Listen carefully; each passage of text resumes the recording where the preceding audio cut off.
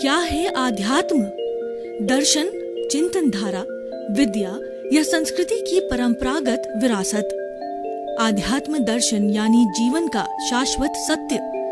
मानव जीवन से जुड़े शाश्वत सत्यों को जानिए और समझिए उपासक डॉक्टर सोहन राज तातेड़ से हमारे खास कार्यक्रम आत्मविज्ञान में।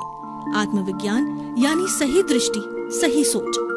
भाई और बहनों, मातृशक्ति को नमन।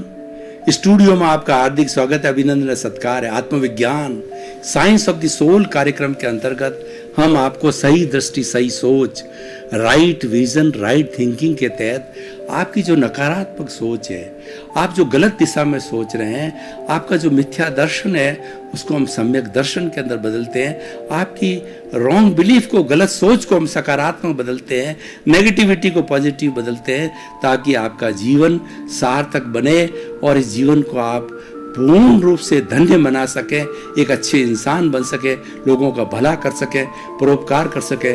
तो ये सारा कार्य हम अलग अलग एपिसोड्स के माध्यम से करते हैं।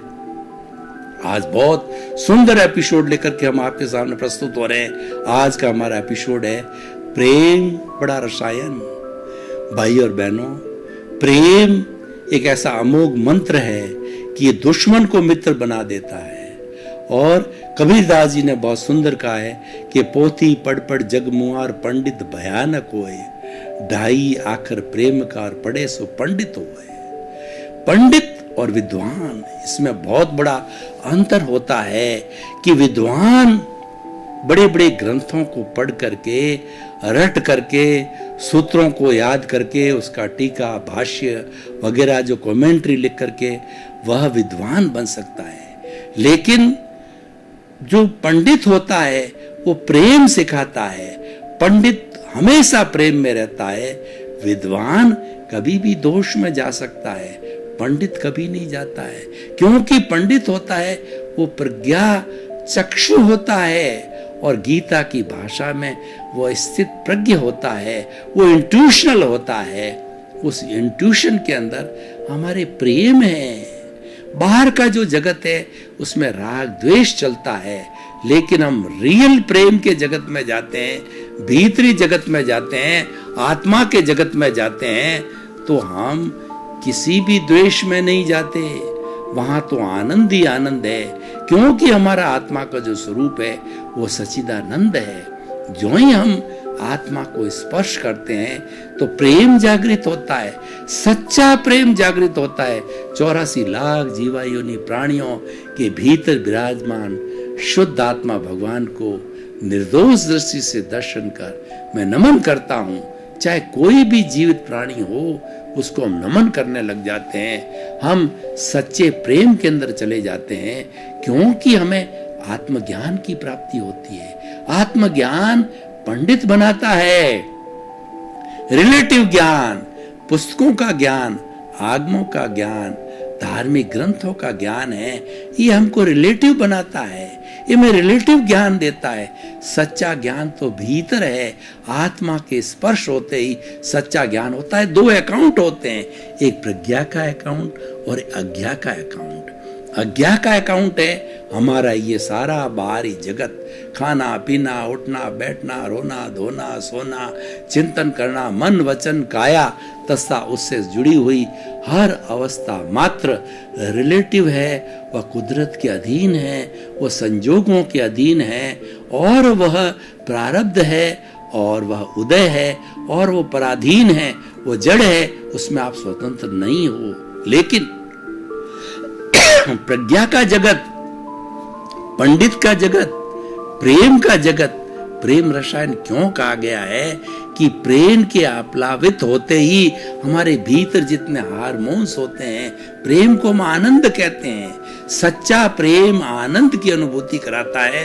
वो हमारी आत्मा का गुण है, आत्मा का लक्षण है। जो ही आपने आत्मा को स्पर्श किया तो सच्चा प्रेम, सच्चा आनंद का झरिया जो है आपके रोम रोम में, आपकी 60 खरब कोशिकाओं के अंदर बहने लग जाएगा, और आप राग द्वेष मुक्त होकर के संभाव में आ जाओगे, आनंद की स्थिति में आ जाओगे। आपका राग द्वेष हट जाएगा। जितने जितने क्षण आप आनंद की स्थिति में रहोगे वहां राग द्वेष टिक नहीं सकता, क्योंकि राग द्वेष जो है हमारा बाह्य जगत है। एक विद्वान, हम आज दुनिया को देखें कि एक बड़ा से बड़ा जो है वो न्यायपति क्यों घूस लेता है, एक बड़ा विद्वान है क्यों सुसाइड करता है, एक बड़ा पैसे वाला क्यों अन्याय करता है, और एक पढ़ा लिखा व्यक्ति जो है वो क्यों शोषण करता है। ये प्रश्न जवाब मांगते हैं। ये इसीलिए करता है कि भावात्मक विकास नहीं हुआ। आज हमारी शिक्षा पीएचडी और पोस्ट डॉक्टरल करा करके बड़े बड़े विद्वान बना रही है, लेकिन वो विद्वान नहीं है, वो हम अहंकारी खड़े कर रहे हैं। अरे हमारी गुरुकुल शिक्षा प्रणाली को देखो, जो हमारे 4 जो है जीवन के जो आश्रम हुआ करते थे, 100 वर्ष की उम्र गिनी जाती थी पुरानी हमारी संस्कृति के अंदर, भारतीय संस्कृति में, कि शरदेव जीवनम, 100 साल तक जियो।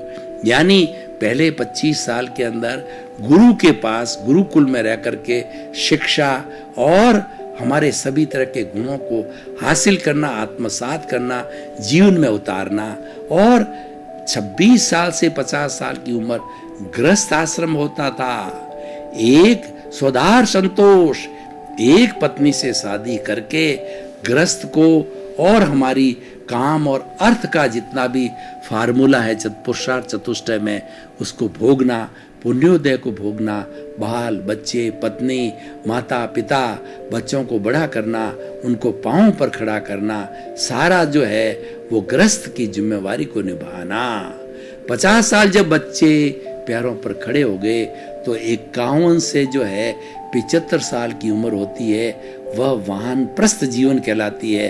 भाई और बहनों, गुरु कृपा से पिछले 20 वर्ष से मैं वानप्रस्थ जीवन जी रहा हूँ और बड़े आनंद की अनुभूति कर रहा हूँ। मेरा किसी से द्वेष, मैं ये नहीं कहता हूँ कि मैं संपूर्ण आत्मज्ञानी हो गया, मैं तो एक विद्यार्थी हूँ। मैंने प्रज्ञा के जगत के अंदर पांव रखा है, प्रज्ञा को मैं अपना लक्ष्य मानता हूँ, प्रज्ञा को हाजिर करता हूँ और गुरु से ज्ञान प्राप्त करके, ज्ञानी से ज्ञान प्राप्त करके वो ज्ञान जो है उसको हाजिर करता हूँ।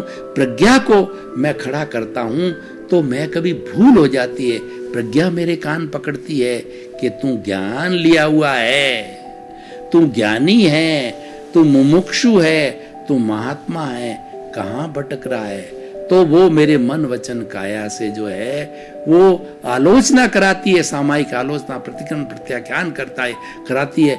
किसी के प्रति बुरा भाव आया, किसी को दोष देखा तो वो दोष मेरा है और मिच्छामि दुक्कडम, खमत खामना, सॉरी, मुझसे गलती हो गई, मैं दोषी हूँ, मैं पापी हूँ, मेरी आलोचना प्रारंभ हो जाती है।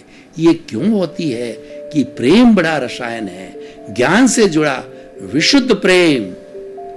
मैं राग वाले प्रेम की नहीं कहता हूं कि आज मुझे कोई भी लाख रुपए दे रहा है या जो मेरा बेटा मेरी सेवा कर रहा है या आगे करेगा, इस तरीके के बाद राग लाता है और उसके साथ साथ में द्वेष भी आ जाता है। क्योंकि जहां आकांक्षा बढ़ती है, आकांक्षा है, अपेक्षा है, तो उस राग के साथ द्वेष जुड़ा हुआ है, वो विशुद्ध प्रेम नहीं है।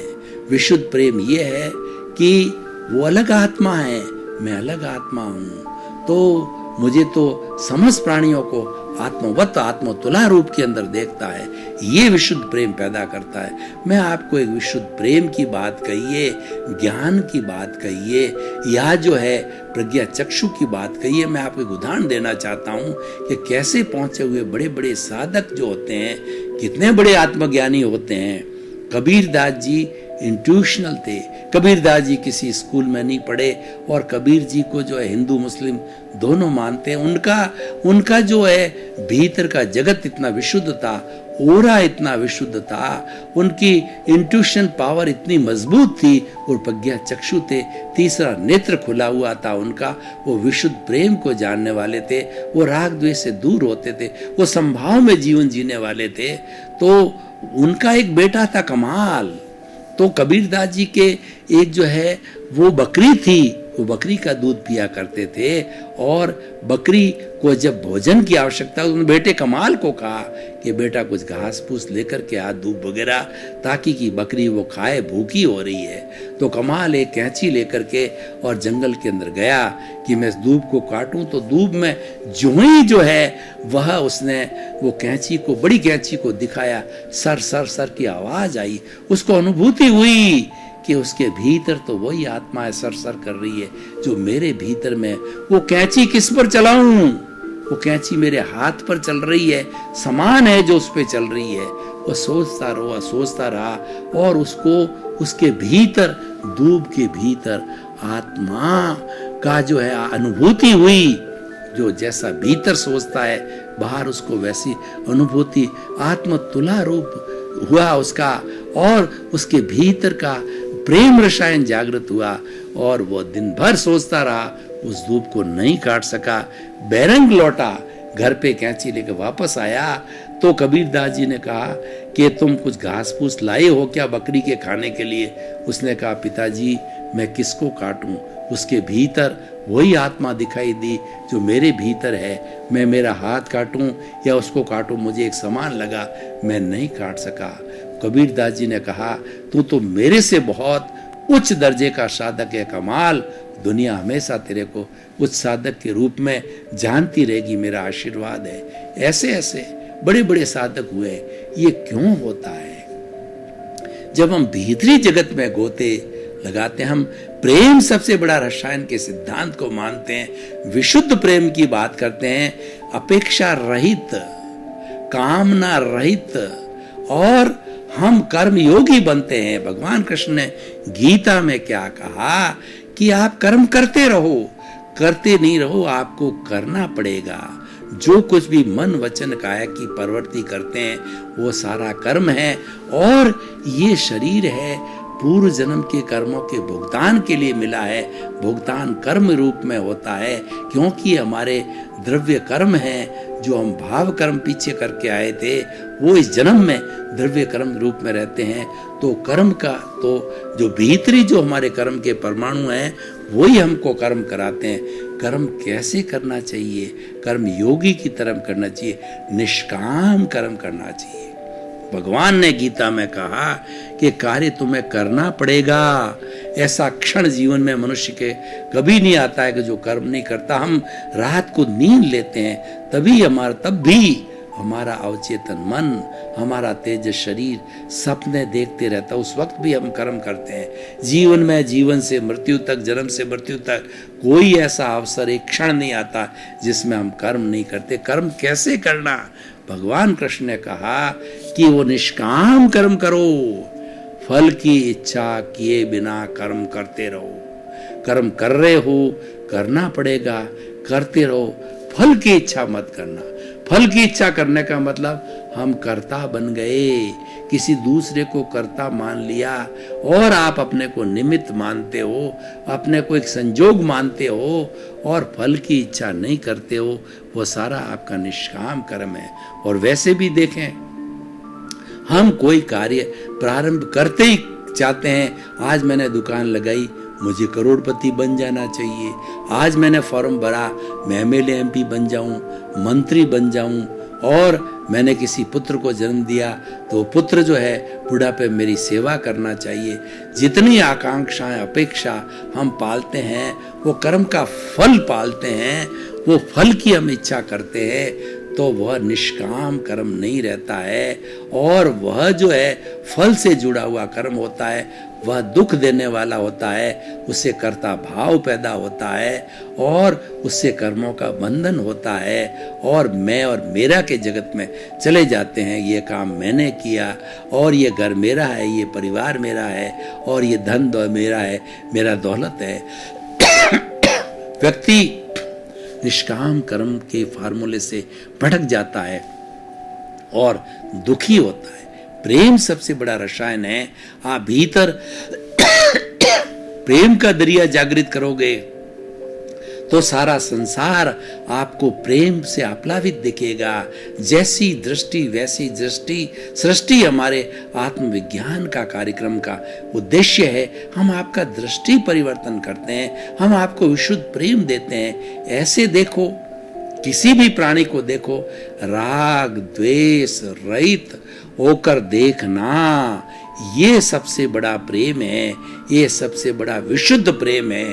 जो ही हमने राग द्वेष को जोड़ा, वो प्रेम अशुद्ध हो जाता है। दुनिया में सबसे बड़ी अशुद्धि है वो राग द्वेष है। और ये जब अशुद्धि हमारे कार्मण शरीर के रूप में आत्मा से जुड़ी होती है, जब ये अशुद्धि पूर्ण रूप से शुद्धि हो जाती है, तो शुद्धि होने के बाद हम सिद्ध बुद्ध और मुक्त बन जाते हैं। और हम जो है वो आनंद शाश्वत सुख को प्राप्त कर लेते हैं। इसलिए भाई और बहनों, अगर आपको सच्चा प्रेम प्राप्त करना है, दुनिया से सच्चे प्रेम की प्राप्ति करनी है, आप अपेक्षा करते हैं कि सभी मेरे को प्रेम करें, तो अपेक्षा रहित राग द्वेष रहित दृष्टि को अपनाओ। क्योंकि दुनिया में सबसे बड़ा अज्ञान है वो राग द्वेष है। ये शरीर को और ये आत्मा को जोड़ने वाला वेल्डिंग है वह राग द्वेष है। उस वेल्डिंग को तोड़ना है। जो ही उस वेल्डिंग को आपने तोड़ दिया, तो तोड़ने के बाद के अंदर आप सिद्ध बुद्ध और मुक्त बन जाओगे, आप शाश्वत सुख को प्राप्त करोगे। तो भाई और बहनों, मैंने प्रारंभ प्रेम से किया था और आपको अंतिम मंजिल मुक्ति का मैंने सारा दर्शन दिया। और ये दर्शन कब प्राप्त हो जाएगा कि आप हर जीवित प्राणी को आत्मतुलावत समझोगे। भगवान जो हमारे तीर्थंकर महावीर हुए हैं, उन्होंने क्या कहा? अपना सच में से जा मैतिंग भुए सुकप पाए। तुम स्वयं सत्य खोजो। मेरे को आप मानते बहुत हो कि तीर्थंकर है, भगवान है, मेरे मानने से काम नहीं चलेगा। मुझे जानो कि ये महावीर तीर्थंकर कैसे बने, महावीर ने अपने कर्मों को कैसे कमाया, उस टेक्निक को जानो, स्वयं जानो। आप स्वयं महावीर बन जाओगे, आप स्वयं सिद्ध बुद्ध मुक्त बन जाओगे। भगवान महावीर तो कहते हैं 84 लाख जीवा योनि की हर आत्मा, एक वायरस की आत्मा, वह भी जीवित प्राणी है, वह भी सिद्ध बुद्ध मुक्त भगवान बन सकती है, केवल ज्ञान को प्राप्त कर सकती है। लेकिन वो करेगी कब? जब वो सबके साथ मैत्री करेगी। मैत्री का अर्थ क्या? सबके प्रति प्रेम की भावना, विशुद्ध प्रेम की भावना, समता की भावना, राग द्वेष रहितता की भावना को प्राप्त करेगी। तब जाकर के वो मुक्ति को, और मुक्ति तो चलिए वो तो दूर की बात है, लेकिन जीवन में सुख प्राप्त करने के लिए हमें प्रेम सबसे बड़ा रसायन है। मैं कुछ आपको उदाहरण देना चाहता हूं। हमारा एक पड़ोसी है, पड़ोसी ने उसके पुण्योदय के कारण 4-5 मंजिल का मकान बन गया। अब हमारे भीतर जो है अप्रेम की भावना जागृत हुई, डाह जागृत हुई, जेलेसी जागृत हुई, घृणा जागृति हुई। हमारे भीतर जो है वो कहना चाहिए कि बुरी भावना जागृत हुई, और उस जेलेसी की जलन के कारण हम भीतर ये सोच करने लगे, हे ईश्वर इसका 5 मंजिला मकान ढहा दे। तो ये अशुद्ध भावना है। उसकी जगह हमको क्या भावना करनी है कि इसने 5 मंजिला मकान बनाया। हे मेरे भीतर विराजमान शुद्ध आत्मा भगवान, मेरा भी पुण्योदय हो और 5 मंजिल की जगह 7 मंजिल मेरा मकान हो जाए। तो उसके प्रति जलन न रह करके आप अपनी तरक्की की, आप जो है ना भीतर विराजमान शुद्ध आत्मा भगवान से शक्ति मांगो, जागृति मांगो। दोनों तरह की जागृति भीतर से मिलती है, भौतिक भी मिलती है और आध्यात्मिक मिलती है। और सही न मायने में तो भौतिक तो हम पीछे से लेके आए हैं, हमें भौतिक की नहीं कामना करनी चाहिए, हमें अध्यात्म की मुक्त होने की कामना भीतर से करनी चाहिए।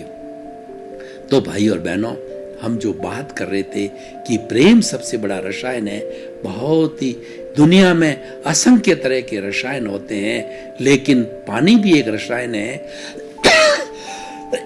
और लिक्विड, हमारे भीतर कई तरह के हार्मोन्स हैं, वो बहुत तरह के रसायन है, कोई सुख देता है, कोई घृणा पैदा करता है, कोई नेगेटिव थॉट्स लाता है, कोई आनंद की अनुभूति लाता है। लेकिन प्रेम एक ऐसा है सुंदर रसायन है कि वो भीतर आनंद आनंद सुख सुख की प्राप्ति करता ही रहता है। वो किसी के दोष नहीं देखता, वो चिंतन करता है कि दुनिया में कोई दोषी नहीं है, सब दोष मेरा है, क्योंकि मेरे साथ पास में मेरे पास वही आएगा जो मेरा हिसाब बाकी होगा। मैं आपको एक उदाहरण देना चाहता हूं। अगर मान लीजिए बैंक से किसी व्यक्ति ने 10,000 रुपये का कर्जा लिया, तो धीरे धीरे 1,000 2,000 करके 10,000 और उसके ब्याज सहित कर्जा उतारता है, तो वो सारा डेबिट क्रेडिट जीरो हो जाता है। तो उसी तरीके से हम जो जीरो होने के बाद में पुनः जो है वो आदमी क्लियर हो जाता है। तो उसी तरीके से हमारा ये डेबिट और क्रेडिट कब चलता है, हमने पूर्व जन्म में किसी के साथ में बुरा व्यवहार किया है, तो प्रकृति आज इस जन्म के अंदर उसको जो है एक निमित्त के रूप में जाकर के खड़ा करती है, और खड़ा कर करके और जो है वह उसको जो है वो वैसा ही व्यवहार करने के लिए उसको बाध्य करती, यानी हो जाता है। वो तो खड़ा करती है और वो अपने जो किए हुए कार्य का बदला पुनः ले लेती है। पिछले जन्म में हमने किसी को ठोका, इस जन्म में आके ठोक देता है। किसी को हमने बेघर किया तो वो हमको घर से बाहर निकाल के घर का जो मालिक बन जाता है। तो सारे तरह के हमारे अंतराय उसी से जुड़े हुए होते हैं। तो भाई और बहनों, एक ये लंबा विषय है, तो मैं अब समय की अल्पता को देख करके आज इस एपिसोड को जो है निष्कर्ष की भाषा में लाता हूँ, और इसकी रिलीवेंस, इसकी सामाजिक उपयोगिता, इसकी प्रासंगिकता वर्तमान परिप्रेक्ष्य में प्राप्त करने के लिए मैं इसको ओपन टू द ऑडियंस करता हूँ, और ऑडियंस से इसके सुझाव और इसका जो है प्रतिक्रिया प्रश्नोत्तरी मैं चाहता हूँ। तो मैं उसका निष्कर्ष निकालूं तो मैं ये कहना चाहता हूँ कि जो व्यक्ति सबसे प्रेम करता है उसका कोई दुश्मन नहीं होगा, समस्त उसके मित्र होंगे। इस जवान के अंदर ही अमृत है, और इस जवान के अंदर ही जो है वो जहर छिपा हुआ है। अगर हम किसी के प्रति अप्रेम की बात करेंगे, घृणा की बात करेंगे, तो घृणा जागृत होगी, और किसी के प्रति प्रेम रखेंगे तो प्रेम जागृत होगा। प्रेम दो तरह का होता है, एक तो पर प्रेम होता है वो निस्वार्थ का प्रेम होता है, स्वार्थ का प्रेम होता है वो दुनिया चलाता है। निस्वार्थ प्रेम है वह मुक्ति का मार्ग है, वो हमें मुक्तता की ओर ले जाता है। प्राणी मात्र के प्रति जो हमें विशुद्ध प्रेम करना चाहिए। विशुद्ध प्रेम क्या है कि हे मेरे भीतर विराजमान शुद्ध आत्मा भगवान, और इस सृष्टि के समस्त जीव सुखी हो, आनंदमय हो, मंगलमय हो, किसी को दुख ना हो। ये जो है मंगलमय संसार की मंगलता की काम करते हैं, ये विशुद्ध प्रेम है। सारे जगत का मंगल हो, कल्याण हो, सबको सुख मिले, शांति मिले, आनंद मिले, मुक्ति मिले, ये जो हमारी भावना है ये विशुद्ध प्रेम की भावना है। तो भाई और बहनों, विशुद्ध प्रेम का प्रेम सबसे बड़ा रसायन है। इस सिद्धांत को अगर मैं पूरे विश्व की 7 अरब की जनसंख्या का अगर इसका पालन करे और यूएनओ के अंदर प्रेम सबसे बड़ा रसायन जो है इसको लागू करे, तो आज जो सारे 210 देशों के कंट्री है, जो अपना हर कंट्री भय से आक्रांत होकर के वो लगभग 60, 70, 80% जो है वो अपनी सेफ्टी पे और अपने प्रोटेक्शन के ऊपर सारा बजट खर्च करता है, और जनता को विशेष जो है उसकी मूलभूत आवश्यकता है, रोटी कपड़ा मकान शिक्षा चिकित्सा, उसकी प्राप्ति नहीं होती है, और सारा बजट जो है हमारी सुरक्षा पर ही चला जाता है, और उसके लिए हम अणु बम, एटम बम, मिसाइल से जखीरा खड़ा करते हैं। भाई और बहनों, आपका बहुत बहुत धन्यवाद। आप हमारा आत्मविज्ञान कार्यक्रम बराबर देख रहे हो, देखते रहिए। हम आपको प्रेरणा देते हैं, क्योंकि ये हमारा आत्मविज्ञान का जो कार्यक्रम है इसके केंद्र में आत्मा है। हम आपको दृष्टि विज्ञान देते हैं, आपकी रॉन्ग बिलीफ को समाप्त करके राइट बिलीफ देते हैं, आपको सही नजरिया देते हैं, आपका जैसी दृष्टि वैसी सृष्टि देते हैं, आपकी दिशा को बदलते हैं, आपकी दशा बदल जाती है। इसी क्रम में आपका जीवन आनंदमय हो, मंगलमय हो। आपके प्रति बहुत बहुत शुक्रिया। क्या है आध्यात्म? दर्शन, चिंतन धारा, विद्या या संस्कृति की परंपरागत विरासत। आध्यात्म दर्शन यानी जीवन का शाश्वत सत्य। मानव जीवन से जुड़े शाश्वत सत्यों को जानिए और समझिए उपासक डॉक्टर सोहन राज तातेड़ से हमारे खास कार्यक्रम आत्मविज्ञान में। आत्मविज्ञान यानी सही दृष्टि, सही सोच।